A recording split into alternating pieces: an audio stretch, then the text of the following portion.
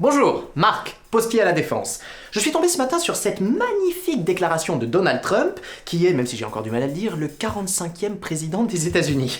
Je cite: « Le réchauffement climatique est un canular inventé de toutes pièces par les Chinois. » Voilà donc tout d'abord la définition d'un canular. Abuser de la crédibilité d'autrui par le biais notamment d'une fausse nouvelle, et cela le plus souvent dans un but humoristique. Je passerai sur le fait qu'il n'y a rien d'humoristique à dire qu'on va tous mourir. Mais dans l'absolu, ce que Donald veut nous dire, c'est que notre crédibilité à tous a été abusée par une fausse nouvelle, car, selon lui, la planète vit une évolution du réchauffement climatique tout à fait naturelle, comme elle l'a toujours fait, indépendamment de toute activité humaine. Sauf que, sur les 40 000 dernières années, l'augmentation maximum de la température a été de 10 degrés en 7000 ans, soit, produit en croix, ninja des mathématiques, 1 degré en 700 ans. C'est le maximum qu'on ait jamais eu, jamais plus. C'est bon, tu nous suis, Donald? Or, depuis les 30 dernières années, la température a augmenté de 0,7 degrés, soit, produit en croix, un peu plus chaud, de 1 degré en 43 ans. 43 ans d'un côté, 700 ans de l'autre.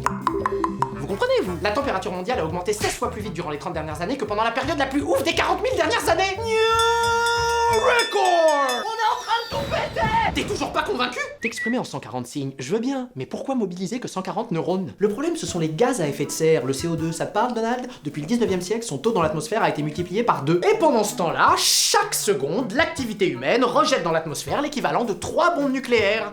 Chaque seconde! Hiroshima, Nagasaki et Mururoa, chaque seconde! Mais non, non, non, non, ça n'a rien à voir avec l'homme! On peut pas continuer à dire qu'on y est pour rien, parce qu'avec des preuves pareilles, ça commence à faire un peu gros.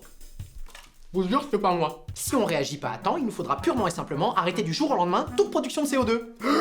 Ça va être compliqué, hein. Parce que sinon, on court à la catastrophe. Et c'est pas juste qu'il va faire un peu plus chaud, donc tant mieux, parce qu'en hiver, on aura un peu moins froid. Non, Donald, on risque des canicules massives. La disparition de la banquise en 2054, car elle a déjà perdu 1,12 million de kilomètres carrés depuis 1981. 1,12 million, Donald. Plus de 4000 Trump Tower. Tu comprends mieux, là? Ce qui va entraîner une hausse du niveau des océans.